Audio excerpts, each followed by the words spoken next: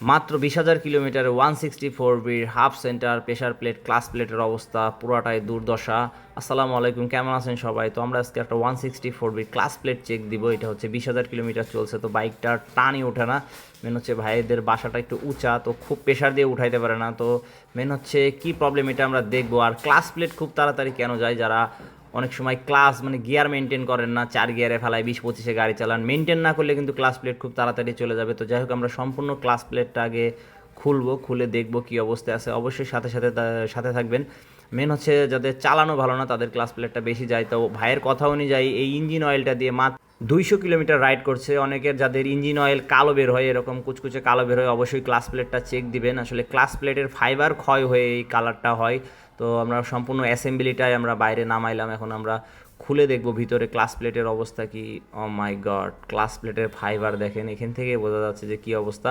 Half সেন্টারের অবস্থা আরও ভয়াবহ, হাফ সেন্টারটা পুরাটাই খায়া গেছে, সম্পূর্ণ জায়গায় দাগ চলে আসছে, র্যাক র্যাক চলে আসছে। হয়তো হাত দিলে এই ফিলটা বুঝতে পারবেন, ফোনে অতটা বোঝা যাচ্ছে নাকি জানি না। তো যাই হোক, আমরা সম্পূর্ণ ক্লাস প্লেটটা আলাদা আলাদা করতেছি। ফাইবারগুলো একদমই খাইয়ে গেছে, এই ফাইবারটারও বেশি খাইছে, পুড়ে গেছে। এবং এই যে কালারটা দেখতেছেন, এই ফাইবার ক্ষয় হয়ে এই কালারটা হয়েছে।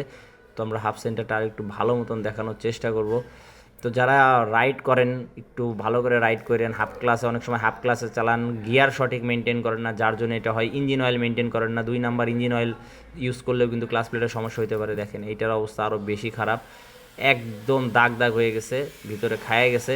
তো যাই হোক, যারা 164 বি রাইড করেন অবশ্যই গিয়ার মেনটেন করবেন, সঠিক সময় সঠিক গিয়ার ইউজ করবেন, তা না হলে কিন্তু ক্লাস প্লেটটা বেশি দিন টিকাইতে পারবেন না। আর অবশ্যই ভালো মানের ইঞ্জিন অয়েল ইউজ করবেন। সবথেকে বেটার হয় যদি মতুলের ইঞ্জিন অয়েলটা ইউজ করেন, মতুল অথবা লিকুইড ইউজ করতে পারেন। তো যাই হোক, আমরা ক্লাস প্লেটটা এখন চেঞ্জ করে দিব। তো এই সব ক্ষেত্রে করণীয় কি, সম্পূর্ণ ক্লাস প্লেট সেটটা ধরে চেঞ্জ করতে হবে। এই প্লেটটার অবস্থা দেখেন, এই ক্লাস প্লেটটার অবস্থা একদমই বাজে। তো এইসব ক্ষেত্রে কিন্তু আলাদা আলাদা পাল্টাই কোনো লাভ নাই, সম্পূর্ণ ক্লাস প্লেট কমপ্লিট অ্যাসেম্বলিটা ইউজ করবেন এবং টিভিএসের অরিজিনাল যে পার্টসটা আছে এটা ইউজ করবেন। তো আশা করি যদি মেনটেন করেন বাইকটা তাহলে অনেক দিনই চালাইতে পারবেন। তো এখন আমরা কমপ্লিট সেট আপটা দিয়ে দিচ্ছি, এটা হচ্ছে টিভিএসের অরিজিনাল সেট আপটা। তো এই অ্যাসেম্বলির ভিতরে কিন্তু সব কমপ্লিটই আছে, এর জন্য আলাদা কোনো এক্সট্রা কিছু ইনস্টল করতে হবে না, জাস্ট প্লাগ অ্যান্ড প্লে এটা নেবেন এবং ইনস্টল করে দেবেন। এটার ভিতরে ইঞ্জিন অয়েল টয়েল সব কমপ্লিটই দেওয়া থাকে। তো সম্পূর্ণটা আমরা জাস্ট এখন সেট আপ করে দিচ্ছি। তো ভালো থাকবেন।